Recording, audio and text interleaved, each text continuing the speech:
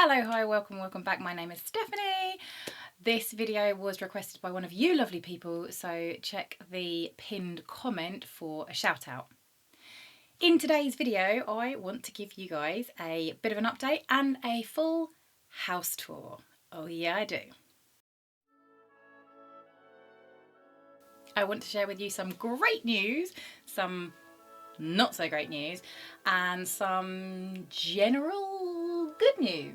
But just before we get into that, I want to show you my even shorter head shave, because on my head shave video I had so many comments from people saying to go even shorter. So I thought, yeah, why not? So I gave it a go and let's see the result. Let me know if you like it, don't like it, what your thoughts are. But one thing I will say is I'm definitely not growing it back long anytime soon. Well, let's get on with it, shall we? The great news. My tenants left. They left. I am officially back in my own home. For anyone who didn't see, a few weeks ago there was a video that I put out there about the fact that my tenants temporarily made me homeless because they decided not to leave at the last possible minute, and so it was a bit of a drama over trying to find a place to stay, and it's now rectified. They've gone. I am back in. I might give a few more details with regards to what happened at the end of the video, but so that I don't bore the people who haven't seen that video and have no inkling to watch that video, I'll leave that one to the end. Now for the bad news. When they left me with over £4,000 worth of damages, and I'm not being one of those pernickety arseholey landlords who is like gonna pick on the tiniest bit of wear and tear. No, I'm referring to only the actual damage and things that have gone missing. Like, for example, there's some items of furniture that were here when I left and are quite clearly on the inventory and are mysteriously no longer here. One of those being a bed. Yep. And there were some things that were so severely damaged that I've ended up having to chuck them. Like, for example, a mattress that was so heavy with cat wee that I had to dump it because there was no cleaning it. There was no going back. There was massive chunks out of two of the walls, as if they'd been moving furniture and like whacked into the walls, and like big corner chunks taken out of the walls, as well as a lot of other damage. Yeah, I did consider filming said damage and making a video out of it, but I'll be quite honest, I found it all just a bit too traumatic and I just wanted to get it all cleaned up and get back in, so I have not made a video about that. So as if you were wanting to see it. And now for the general good news, and that is realising what an amazing selection of people I have in my life supporting me, from those who have lent me their sofas to sleep on so that I didn't have to shell out for hotels, people who have housed my stuff while I couldn't take it all with me everywhere I went, through to my work people who have put up with me coming into work with some interesting fashion choices because I haven't had access to a washing machine in most of this time, and flexibility about my working pattern. And an amazing connection I've made as well is actually my new next door neighbours. Kira and Ant, massive shout out to you guys, because by an amazing stroke of luck, Ant is actually a painter and decorator by trade, and so he's been incredible for coming and helping me get sorted, and especially to Kira for lending me her fiance so often to do that. It's been really appreciated. We've been living this kind of like bizarre little thing. If you remember in Friends, anyone who ever grew up watching Friends, you know the situation where it's like both their front doors in the apartments are like always open? It seems like they never had to put a key in. They'd always just like open one door and walk into the other apartment. That's kind of how we've been living for the past like couple of weeks. So yeah, it's been weird, but it's been absolutely lovely.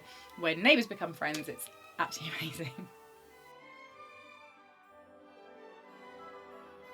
Let's start upstairs in the front.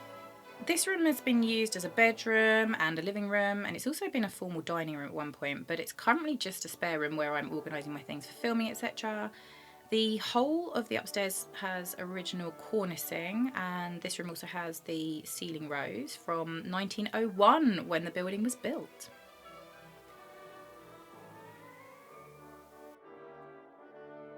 Through the entrance hall we have the living room.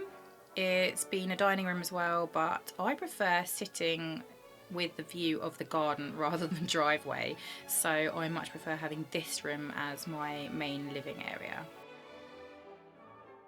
I personally love having an open plan kitchen so I can watch Corrie while I cook or wash up. I know a lot of people prefer to have separate rooms, but I definitely prefer the social aspect of the kitchen. I hate being shut away in the kitchen.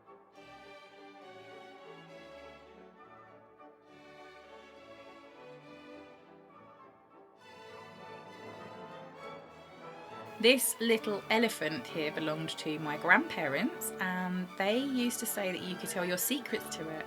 So as kids we would whisper the secrets to this elephant, and it got the nickname the Whispering Elephant. There's also a small loft in the kitchen. It's big enough for a Christmas tree or suitcases or whatever.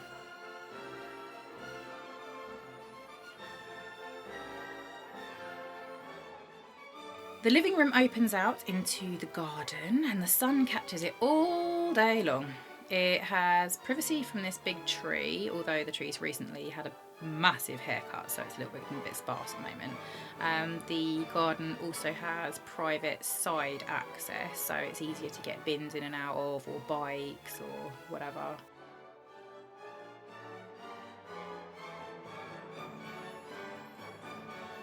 I've had many a barbecue in this garden. I absolutely love it. All the plants and things have just been around for, well, as long as the house.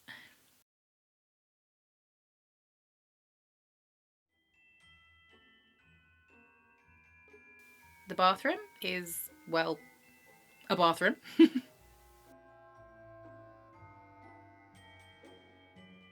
Down the stairs we have my favourite space, my bedroom. In winter it's not too cold, and in summer it's not too hot. It's kind of like cave dwelling, I suppose.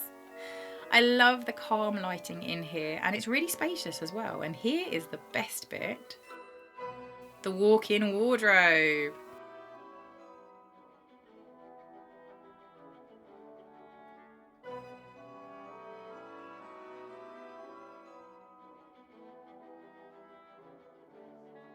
If we walk in and turn back on ourselves, you'll also spot my desk. And that is my house. I managed to get back into it a couple of weeks ago after the situation with the tenants. Although it's not been comfortable living for that whole time, it's just become comfortable as of yesterday. Before that, I was sleeping on the sofa because I didn't have a bed, and I had no running water for a period of time as well. So don't worry, I showered at work, it's fine. And then when I did get water, it was cold water. So for those of you who have actually stayed to the end because you want to know how I fixed the situation with the tenants, it was actually a stroke of bizarre luck. The reason I actually had to move back to the UK in the first place is because there was a problem in the bathroom that had caused quite a lot of damp to come through, and that's something that the tenants had made me aware of. And so I had said to them, okay, I need to get it rectified, but unfortunately there's only one bathroom in the building, so if you do want to leave early, that's absolutely fine. There'll be no penalties for going early if you choose to. But they chose to stay despite the problem. They said, no, it's fine, I've got no problem with that. So the damp specialists to come and fix the problem for me. And as an amazing stroke of luck, when the tenants actually decided not to leave the property, because the damp people had been booked in to come a short while after they were due to move out, when they came, they said that the whole of the bathroom suite would need to be removed in order to fix the problem. There's only one toilet in this house, and so they decided that rather than living in a building site with no toilet and no shower, that they would rather leave. And so they did finally make provisions and left a little while later, so I was able to get the building work done. And it was a mad rush to get all the painting and decorating done, but as I mentioned before, I had lovely people helping me with that. And so now it's a lovely, comfortable living environment, leaving me to now basically decide what I want to do with my future, whether I want to actually stay here in this beautiful home or whether I want to sell it and go back to Spain. But I'm telling you right now, one thing I will not be doing is renting it out again. Oh no, no, no, no, sorry. I have learnt my lesson there. So I'm going to end the video there, but I just want to say firstly a massive, massive, massive thank you to everybody who commented on that video. Nice, kind support and words of wisdom, and also on my Instagram. Every bit of advice I got from you guys I fed straight back to the solicitors, who were way less helpful than you guys were. And for those who had left some not quite so kind comments, well, fine, whatever. Go you for making someone who's already in a terrible living situation feel even worse. Hope you're proud. Anyway, I mean, such is life, you know. You put yourself on YouTube, people are going to make nice comments and they're going to make nasty comments. But it has definitely left me thinking, you know what, if I ever get some nasty comments in the future, I'm just going to ignore them, because quite frankly, I get way more kind comments than I do nasty comments. So thanks everyone for that. Okay, I'm going to wrap up right there. But for any of you who've been waiting patiently for a car camping video, I'm hoping it's going to come next week.